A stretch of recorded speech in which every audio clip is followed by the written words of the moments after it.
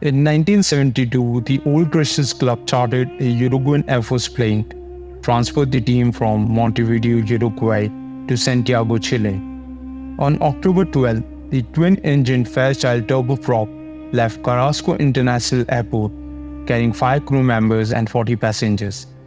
In addition to club members, friends, family, and others were also on board, having been recruited to help pay the cost of the plane. Because of poor weather in the mountains, they were forced to stay overnight in Mendoza, Argentina, before departing at about 2:18 p.m. the following day. Although Santiago lay to the west of Mendoza, the Fairchild was not built to fly higher than 7,000 meters, so the pilots plotted a course south to the pass of Planchon, where the aircraft could safely clear the Andes. Approximately an hour after takeoff, the pilot notified air controllers that he was flying over the pass, and shortly thereafter, he radioed that he had reached Coricho, Chile, some 110 miles south of Santiago, and had turned north. The pilot, however, had misjudged the location of the aircraft, which was still in the Andes. Unaware of the mistake, controllers cleared him to begin descending in preparation for landing. Shortly thereafter, the Chilean controller tower was unable to contact the plane. At approximately 3:30 p.m. on October 13, the aircraft struck a mountain, losing its right wing and then its left wing, before crashing into a remote valley of Argentina near Chilean border. 7 of those on board had been sucked out of the fuselage before the plane had crashed. 4 more, including the pilot and Parado's mother, were killed upon impact.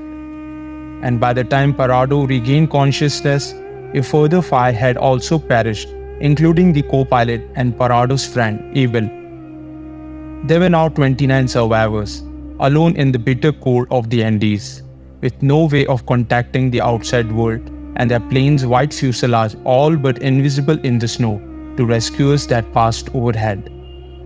By the time their ordeal ended, and almost unfathomable 72 days after it began, the total number of survivors had dwindled to 16. Furthermore, the harsh environment led many to believe that there were no survivors. After 8 days, the search was called off, though later rescue efforts were undertaken by their respective family members. Those who had the strength and awareness to do so immediately began tending to the more seriously wounded. They piled up airplane seats to create shelter in the broken fuselage, where they huddled day and night. They used aluminium from the seat back to warm up the snow and provide a steady stream of drinking water. But their ration was woefully inadequate. In the high altitude of the Andes, it was a matter of time before their bodies consumed themselves completely. They had only one choice. Using a shard of glass, some of the survivors sliced thin slices from the buttock of one of their corpses, and silently they began to eat. Some resisted, taking that fateful step for as long as they could, clinging to hope that they would be rescued. But then they found a transistor radio, and a small group listened intently as Chilean news bulletin announced that official search efforts had ended. On 18th day, another disaster struck. An avalanche all but buried the fuselage, killing another 8 and strengthening the conviction of those who had remained that they now had to strike out across the mountain in search of civilization and rescue. It seemed an impossible task. None of them were mountaineers, all were horribly weak, and they had no suitable clothing or equipment. But there was no alternative.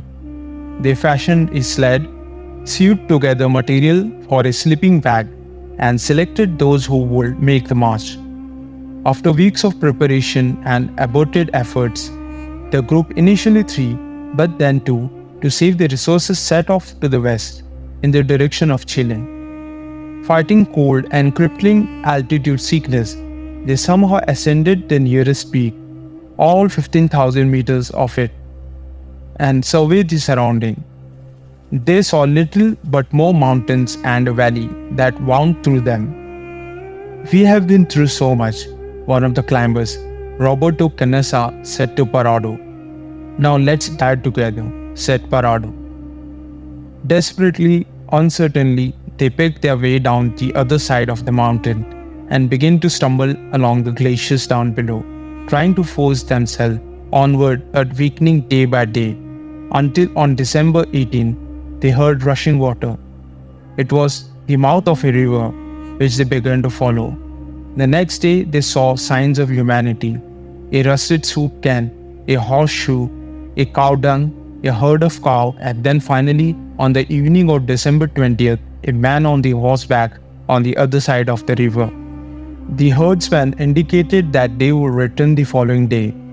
Early the next morning, the Chileans reappeared and the two groups communicated by writing notes on paper, and that they would then wrap around a rock and throw across the water. The survivors' initial note began, "I come from a plane that fell in the mountains." The authorities were notified, and on December 22nd, 2 helicopters were sent to the wreckage. 6 survivors were flown to safety, but bad weather delayed the 8 others from being rescued until the next day. Upon their rescue, the survivors were treated for several conditions, including malnutrition and scurvy. When words began to spread about the survivors eating the dead, they addressed the media as a team. "Some thought it was good, some thought it was bad, but I couldn't care less," said Canessa. "They don't have any kind of right to judge us." Quickly, the sensational headline faded, and many public figures, including the Pope, expressed sympathy for their struggles.